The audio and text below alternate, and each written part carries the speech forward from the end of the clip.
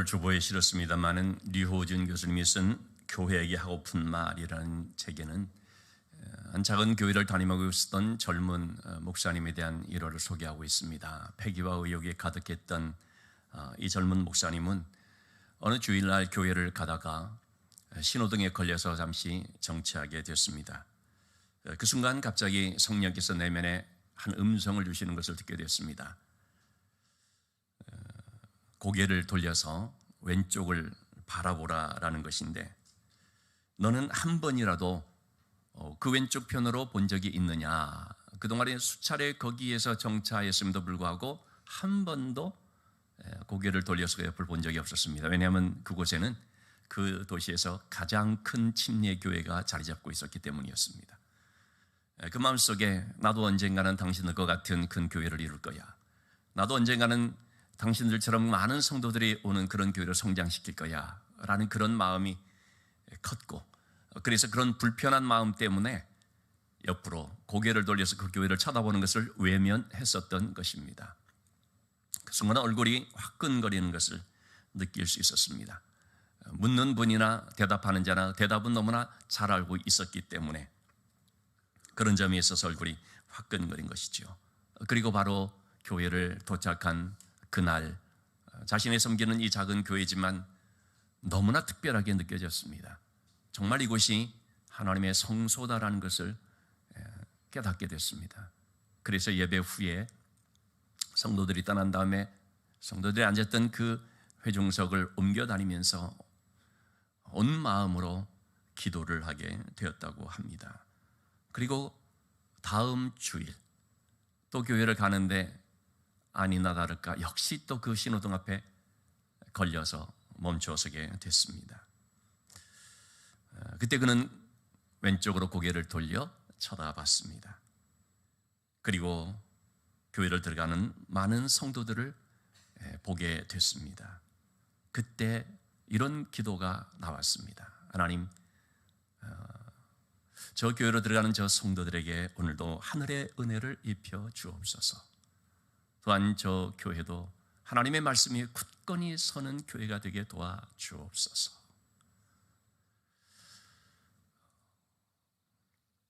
그 순간 눈앞에 초록불이 들어와서 앞으로 나갈 수 있게 됐는데, 그런 고백을 합니다. 그때부터 그의 그 작은 교회 위에도 초록불이 켜지기 시작했다라는 것입니다. 금년 2023년 1월 8일 88세 일기로 돌아가신 제이크 헤이포드 목사님의 젊은 날의 일화입니다. 목사님 중에 목사님이라는 그런 찬사까지도 받았던, 한때 젊은 의욕만 앞세웠던 그 목사님, 성숙해지면서 18명이었던 교회가 15,000명으로 부흥하는 은혜를 맛보게 됐죠. 이 목사님을 사람들은 잘 모르지만 이분이 지은 많은 그 찬양곡 중에서 특별히 영광의 주 이름 찬양하세 라는 찬양, 우리 부활절 때 많이 부르죠. 죽으시고 부활하신 영광의 왕, 영광의 주님 찬양하세, 그 찬양을 작곡하신 분이죠. 여러분, 우리는 경쟁자가 아니라 동반자입니다. 우리는 경쟁을 추구하는 것이 아니라 화목을 추구해야 됩니다. 그것이 바로 십자가의 은혜 안에 있는 삶입니다. 지난 시간에 우리는 어떻게 구원을 받았나 하는 부분을 살펴봤습니다. 그리고 오늘 본문은 이어서 우리에게 어떤 변화가 일어났나에 대한 말씀을 하고 있습니다. 두 가지의 큰 변화를 우리가 찾아볼 수 있겠는데, 먼저 우리에게 일어난 변화는요, 하나님과의 관계의 회복이라고 하는 것입니다. 자, 11절의 말씀에 보면 너희는 전에, 그때에, 그때라고 하는 것은 뭡니까? 예수 그리스도를 만나기 전이죠. 예수님께서 내 안에 오시기 전이죠. 구원받기 이전, 허물과 죄로 죽었던 바로 그때, 그때는 육체로는 이방인이요, 또 손으로는 육체에 행한 할례를 받는 무리들, 유대인들로부터, 할례 받는 유대인들로부터 너희는 무할례자다 이렇게 칭함을 받았던 자들이었다라는 것입니다. 여기서 이 할례라고 하는 것은 겉으로 육체 표시하는 그거 포피를 베어내는 그거지만 사실 할례가 뜻하는 것이 뭡니까? 하나님의 언약 백성이라는 말이죠. 그렇기 때문에 너희는 무할례자다. 이 말은 뭐냐면 너희는 하나님의 언약과 관계없는 자들이다. 하나님의 언약 밖에 있는 자들이다 라고 그렇게 듣게 된 것입니다. 사실 우리는 이 하나님의 언약조차도 몰랐던 사람들이었습니다. 할례가 뭐지? 이 정도가 아니고 이 하나님의 언약이라는 게 있는지조차 몰랐던 그런 사람이었다는 거죠. 그것을 조금 더 세분해서 말해주는 것이 12절의 말씀입니다. 자, 그때는 해서 바로 이 11절의 말씀을 조금 더 잘 풀어 설명해 주시는 것인데 너희는 한마디로 말하면 바깥의 사람이었다는 거죠. 그리스도 밖에 있었고 하나님의 언약 밖에 있었고 하나님의 시민권 밖에 있었고 또 언약들에 대해서는 외인, 바깥 사람, 그렇기 때문에 이 세상에서 소망도 없었고 하나님도 없던 자들이었습니다. 여러분이 밖에 있다라는 것, 이게 참 이 바깥이라고 하는 것은 한마디로 좀 슬픈 감정을 갖게 하는 말이죠. 요즘 우리 젊은 사람들이 쓰는 용어 중에 인싸, 아싸라는 말이 있지요. 핵인싸, 핵아싸, 인싸라는 말, 인사이더, 내부, 아내라는 말이죠. 인싸라는 말을 듣는 사람은 동료들과 관계가 좋은 그런 사람들입니다. 그게 최고인 사람은 핵인싸, 누구나 다 알아보고 영향력도 있고 참 부러워할 만한, 이것이 바로 핵인싸죠. 아싸, 아웃사이더, 아싸는 뭡니까? 혼자 지내는, 밥도 혼자 먹고 일종의 외톨이식으로 되는 거죠. 핵인싸는 뭡니까? 아무도 그를 모르는 거예요. 그래서 학교를 다니는데 어떤 사람은 핵인싸, 다 그를 알고 그하고 친하고 싶고, 어떤 사람은 핵아싸, 얘가 우리 반이었나? 이렇게. 자, 근데 여러분 오늘 성경을 보면서 우리는 이전에 하나님께 대해서 핵아싸였다는 것입니다. 우리 어른들은 뭐 이런 것이 크게 공감이 안 되겠지만 이제 청년들 경우나 젊은 사람들은 오늘 본문의 말씀 구구절절 푸는 것보다 이 한 단어가 딱 꽂혀지는 말이 될 것 같아요. 정말 우리는 핵아싸였습니다. 완전 아웃사이더였습니다. 하나님 앞에 전혀 존재감이 없는 자들이었습니다. 그러니 구원의 여망이라는 거 있을 수가 없죠. 구원의 소망? 있을 수가 없죠. 그저 죄 가운데 살다가 심판받을 수밖에 없었던 운명. 여러분, 이것이 바로 세상 사람들의 불행인데 더 큰 불행은 뭡니까? 이런 비극을 모른다는 것입니다. 이렇게 그냥 살다가 어떤 일이 일어나는지를 모른다는 것이 비극인 거죠. 근데 그것이 바로 우리들이었다는 것입니다. 그런 우리가 어떻게 됐다는 것입니까? 13절의 말씀을 보면 이제는 전에 멀리 있던 너희가 그리스도 예수 안에서 그리스도의 피로 가까워졌느니라. 죄 때문에 우리가 하나님과 멀리 떨어졌던, 한마디로 하나님에게서 완전히 아웃사이더 되어 있었던, 하나님과 원수관계였던 핵아싸였다는 것이죠.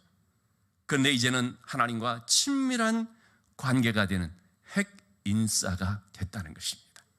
하나님 앞에 나는 그냥 인싸 정도가 아니고 핵인싸가 되었다는 것이죠. 핵심 인물이 된 것입니다. 한마디로. 왜 그렇게 됐습니까? 우리가 그리스도 안에 있게 되므로, 예수 안에서라고 말하고 있습니다. 전에는 바깥의 사람이었거든요. 근데 이제는 안에, 내부자가 되었습니다. 자, 이렇게 우리가 하나님과 친밀한 관계가 맺어졌는데 그 이유는 무엇 때문이냐면 주의 피가 우리의 모든 죄를 씻어 주셨기 때문입니다. 히브리서 8장 12절 말씀에 이제는 죄를 다시는 기억하지 아니하시리라.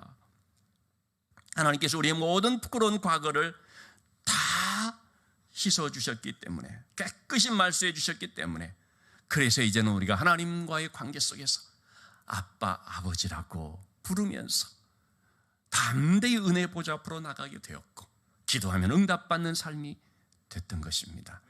어제 우리 사역반에서 그런 내용을 살펴봤는데, 하나님과 우리의 관계를 잘 맺어주는 것이 로마서 8장에 있는 말씀으로 좀 얘기한다면 그게 세 가지. 하나님이 우리의 보호자가 되었고, 하나님이 우리의 공급자가 되었고, 하나님이 우리의 변호자가 되었다. 한마디로 말하면 우리의 아버지다. 구약적인 표현으로 하면 우리의 선한 목자다. 이렇게 볼 수 있다는 것이죠. 완전 가까워진, 정말 친밀해진 이런 관계가 되어버렸습니다. 이것이 바로 우리 안에 일어난 놀라운 변화, 하나님과의 관계가 회복됐다는 거죠. 두 번째로 일어난 변화는 뭐냐면, 막힌 담이 허물어져서 하나님의 참 평강을 누리게 되었다는 것입니다. 관계의 회복이 있으면 반드시 따라오는 것이 뭡니까? 평강입니다. 불화의 관계, 적대 관계 속에 있던 사람들이 관계가 회복되면 그 다음에 오는 것이 뭡니까? 평강입니다. 그래서 14절 말씀에서는 주님은 우리의 화평이다라고 말하고 있습니다. 여기서 말하는 이 화평이라는 말은요, 절대적이고 유일한 화평, 이 앞에 정관사가 붙어 있거든요. 오직 유일한, 절대적인, 그 누구를 통해서 이룰 수 없는, 오직 주님만이 이룰 수 있는 그런 화평. 이 화평이라는 원어는 에이레네라는 말인데 들어보신 분들이 많을 것입니다. 간판에도 보면 에이레네 이렇게 원어로 쓰는 경우가 있는데요, 이 화평이라는 말인데, 이것은 단순히 마음이 평안해지는 감정적이고 심리적인 평안을 말하는 것이 아닙니다. 여러분이 이 심리적인 감정적인 평안이라는 것은 상황이 바뀌면 또 금방 없어져 버립니다. 그런 평안이 아니라 불화와 적대관계가 있었던 그것이 해소됨으로써 찾아오는 평안을 말합니다. 그렇기 때문에 여러분, 우리가 예수 믿으면 단순히 마음이 평안해지는 것이 아닙니다. 하나님과의 관계가 회복됨으로써 오는 심리적인 것이 아니라 실제적인 그런 평안을 누리게 되는 것입니다. 여러분, 죄라는 것은 관계를 파괴합니다. 사탄은 하나님과 인간을 분리시키고 사람과 사람 사이를 이간질해서 분쟁을 일으켜서 담을 쌓게 만들어버립니다. 죄 때문에 하나님과 인간 사이에, 또는 사람과 사람, 특별히 오늘 본문에는 유대인과 이방인 사이에 담이 생겼습니다. 그래서 우리는 크게 두 개의 담이 존재했다 말할 수 있는데, 하나님과 우리 사이에 죄라는 담, 유대인과 이방인 사이에 율법이라는 담, 이러한 두 개의 담이 있었습니다. 특별히 유대인과 이방인 사이에는 적대감으로 인한 담이 참 높았습니다. 1871년 고고학적인 발굴을 하면서 지금 예루살렘 성전터 주변에서 한 석판을 발견하게 됩니다. 이게 지금 터키 이스탄불 박물관에 보관되어 있는데요, 지금 써 있는 문구가 뭐냐면요, 이방인은 이 성전 주변 난간 울타리를 넘을 수가 없다. 만약에 그랬다가 붙잡히면 죽음을 면치 못한다. 그만큼 여러분, 유대인과 이방인들 간에는 이런 골이 깊었고 이것이 큰 담으로 존재했던 것입니다. 여러분, 오죽하면 초대교회도 그렇지 않습니까? 유대인 출신 성도들과 이방인 출신 성도들 간의 갈등과 이런 담이 있었던 걸 우리가 보게 되죠. 사도들은 유대인 성도들에게 이방인 성도들에 대해서 절대로 율법을 강요하지 마라, 율법의 짐을 지우지 말라라고 말을 함에도 불구하고 유대인 성도들은 이방인 성도들을 향해서 율법을 지켜라, 절기를 지켜라, 뭐 할례를 행하라, 자꾸 이런 식으로 이런 율법이라고 하는 담을 쌓아버린 것입니다. 사실 우리도요, 율법이라는 담 앞에, 하나님 앞에 설 수가 없습니다. 왜냐하면 율법 앞에 우리는 전부 다 뭡니까? 범법자입니다. 율법이라는 그 기준 앞에서 우리는 누구나 다 율법을 지킬 수 없는, 좌절할 수밖에 없는 그런 죄인들인 것입니다. 그래서 그 담 앞에 가로막혀서 하나님께로 나가지를 못하는 거죠. 죄 앞에 가로막혀서 하나님께 나가지 못하고, 율법이라는 또 이 담 앞에서 막혀 하나님께 나가지 못하는, 이것이 바로 우리의 실존적인 현실이었던 것입니다. 자, 그런데 주님께서 오셔서 하신 것이 뭡니까? 바로 이 중간에 막힌 담을 하셨는데, 두 개의 담을 하신 것이죠. 자기의 육체로 하셨다고 그랬습니다. 육체로 하셨다는 말이 뭡니까? 그 육신이 십자가에 죽음으로 희생 제물로 내어 드림으로써, 그래서 적대적 관계에 있던 이러한 담을, 이 둘을 하나 되게 해주신, 막힌 담을 허물어 주신 것입니다. 하나님과 인간 사이에 있었던 이 죄라는 담을 예수님께서 죄값을 다 지불하심으로 죄 문제를 해결해 주셔서 허물어 버리신 것이죠. 율법이라는 담은 율법의 모든 요구 사항을 예수님이 다 이루어 주심으로 해결해 주셨는데, 15절의 말씀에서 법조문으로 된 계명의 율법을 폐하셨으니, 이것은 예수님께서 율법을 그냥 지키지 않아도 돼 이렇게 한 것이 아니라 그 율법이 요구하는 모든 것을 예수님이 다 담당하셨다는 것입니다.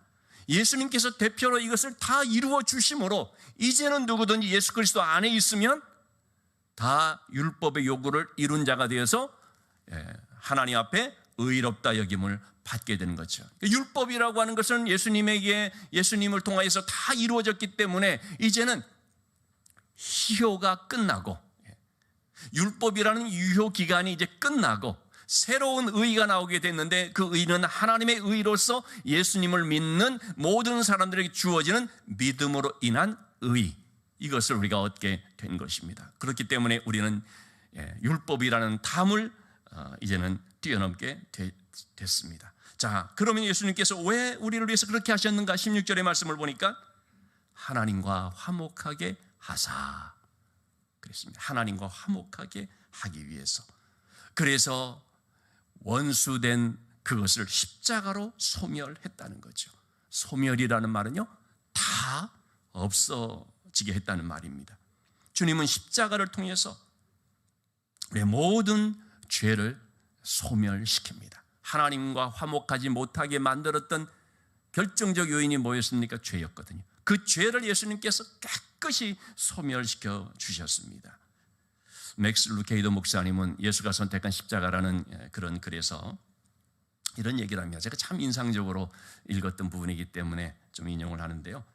십자가상에서 구원받는 강도가 있지 않습니까? 그 강도는 그 자리에 있기까지 많은 잘못된 선택을 하면서 살아왔다는 것입니다. 친구를 잘못 선택했고요, 가치관을 잘못 선택했고요, 악한 일을 잘못 선택했습니다. 그런데 그가 죽기 직전에 단 한 번의 올바른 선택이 그의 모든 잘못된 선택을 다 말소시켜 버렸다는 거죠. 다 소멸시켜 버렸다는 것입니다. 단 한 번 예수 그리스도를 선택한 그것이 그 전까지 그의 모든 잘못된 삶의 선택들을 다 없애버린 거죠. 그래서 낙원에 이르게 되는 은혜가 임하였죠. 여러분, 그것이 바로 십자가의 은혜이고 그것이 바로 십자가의 능력임을 보게 됩니다. 십자가는 내 모든 잘못을 소멸시켜 줍니다. 그래서 하나님과 화목하게 하는 것입니다. 때문에 십자가의 은혜를 아는 사람은 반드시 하나님과 화목하는 삶을 살아야 되죠. 여러분, 하나님과 화목한다는 것, 화목하는 삶은 과연 뭘까요? 하나님과 그냥 친하게 지낸다 그런 걸까요? 구체적인 내용이 있는 거죠. 하나님과 화목하게 되는 것, 늘 하나님 생각하고, 누구 말처럼 늘 예수를 바라보라 그러니까 그냥 하여튼 마음속에 그림에 바라보고, 여러분, 그런 추상적이고 좀 어떤 사색으로 하는 것이 아닙니다. 하나님과 화목하는 삶이라는 것은 실제적으로 뭐겠습니까? 죄를 떠나는 삶입니다. 왜요? 이 죄가 하나님과의 불화를 일으키기 때문에, 죄가 우리로 하여금 하나님과 반목하게 하는 것이기 때문에 진정한 하나님과 화목하기 위해서는 죄를 떠나는 삶이 되어야 되고, 죄를 멀리하는 삶이 되고, 죄에서 깨끗함을 얻는 성결한 삶이 되어야 됩니다. 그래서 하나님과 화목하라는 이 말씀은 한마디로 뭐냐? 거룩해 하는 것입니다. 하나님과 화목하라는 말은 성결의 삶을 힘쓰라는 것입니다. 그래서 우리는 먼저 십자가의 은혜를 받은 자로 수직적으로는 하나님과의 관계 속에서는 성결을 힘써야 됩니다. 그리고 수평적으로 이웃과의 관계에 있어서는 화평케 하는 자가 되어야 됩니다. 고린도후서 5장 18절의 말씀, 17절의 말씀 뭡니까? 그리스도 예수 안에 있는 자에게는 모든 것이 다 지나갔으니 새로운 피조물이라 했지 않습니까? 그렇게 새로운 피조물 된 우리에게 주어진 새로운 직분이 뭐냐? 화목하게 하는 직분을 주셨다라고 했습니다. 그래서 여러분, 우리가 십자가의 은혜 안에서 산다는 것은 뭐냐? 하나님께 대해서는 거룩함을 가지고 살고 이웃에 대해서는 화평케 하는 자로서 살아가는 것입니다. 화목하게 하는 이 직분을 감당해 나가는 것입니다. 여러분, 우리의 죄성은요, 또 육적인 성향은요, 자꾸 담을 쌓게 만듭니다. 심지어 교회 안에서도 여러분, 우리가 살아가면서 어떻습니까? 신앙생활하면서 담을 쌓는 경우들이 많이 있습니다. 나와 다르다고, 나와 성향이 틀리다고, 내 마음에 맞지 않다고 자꾸 담을 쌓는 경우들이 있습니다. 이게 우리 죄성 때문입니다. 근데 정말 십자가의 은혜를 아는 자라면 어떻게 됩니까? 담을 쌓지 말아야 될 뿐만 담을 없애야 되죠. 또는 담을 뛰어넘어야 되는 것입니다. 창세기 49장 22절에 보면은요, 요셉에 대해서 말하는데 요셉은 어떤 삶이었느냐? 담을 뛰어넘는 삶이었습니다. 요셉이 어떻게 담을 뛰어넘을 수 있었냐? 하나님의 곁에 그 은혜의 샘에 깊이 뿌리 내렸기 때문에. 그래서 여러분, 우리가 이렇게 담을 뛰어넘는 자가 되려면요, 십자가의 은혜 안에 깊이 뿌리 내려야 됩니다. 제가 일본에 있을 때 잊을 수 없는 한 사건이 있었는데, 도쿄대에 전도를 갔을 때였습니다. 함께 한국에서 저를 찾아왔던 목사님들하고 같이 전도를 나갔었는데, 그때 참 흔치 않게 일본의 대학들의 기독 동아리들이 많지 않거든요. 기독 학생회를 만나게 됐습니다. 그들이 한국에서 온 목사님이라고 하니까 너무 반가워서 우리 지금 모임을 갔는데 와서 기도해 달라고 했습니다. 기도를 딱 하려고 하는데 한 학생이 말했습니다. 먼저 우리 민족이, 우리 한국에 대해서 큰 상처를 입힌 것에 대해 깊이 사죄를 드리고 그리고 기도하면 좋겠습니다. 그 말에 참 깜짝 놀랐습니다. 그리고 뭐 어떻게 생각했어요? 역시 예수 믿는 사람 다르구나. 여러분이 이렇게 예수님의 은혜 안에 있는 자는요, 그런 사죄할 줄 알고 화목을 이룰 줄 안다는 것입니다. 때문에 여러분, 이렇게 담을 허물고 용서하고 화목케 하는 것은요, 내 힘으로 되는 것이 아니라 하나님의 은혜로 덧입혀짐으로 되는 것이죠. 제가 참 좋아하는 김유한 목사님이라고 있습니다. 이분이 내 인생의 36.5도라는 그 책에서 자신의 군목대 일화를 말합니다. 독실한 불교 신자인 대령이 한 명이 있었습니다. 이분은 참 소문난 사람이었습니다. 기독교인들을 박해하기로 소문난 것이죠. 어느 주일날요, 교회가 관례적으로 사용하고 있었던 승합차 건을 시비 삼아서 주일날인데 말이죠, 예배 끝난 후에 장교들을 다 집합시키고 군목 목사님인 김유한 목사님 집합시켜서 기합을 준 것입니다. 이게 사단 내에 발칵 뒤집혀졌습니다. 사단장님이 열심히 있는 신자죠. 주요 참모들 다 신자죠. 격앙이 됐어요. 이번 기회에 그 대령 옷 벗기자. 종교 싸움이 될 판이었습니다. 그때 이 김유한 목사님이 나한테 맡겨달라 그러고 그 일 후부터 이 대령을 정말 열심히 섬기기 시작했다고 합니다. 저 이전보다 더 업무적으로도 잘하고 또 사적으로 찾아가서 먹을 것도 대접하고 얘기를 나누고 하면서 친해진 것이죠. 그러자 이분이 자신을 처음으로 항상 군종 장교 이렇게 불렀던 사람이 목사님이라고 부르기 시작하고 가끔씩 교회도 나오기 시작하더라는 거죠. 그리고 연말에 부하장교들 평가를 하는 그런 걸 이제 매기는데 이렇게 썼다고 합니다. 군대에서 30년 동안 근무하면서 이런 목사님 본 적이 없다. 진짜 최고다.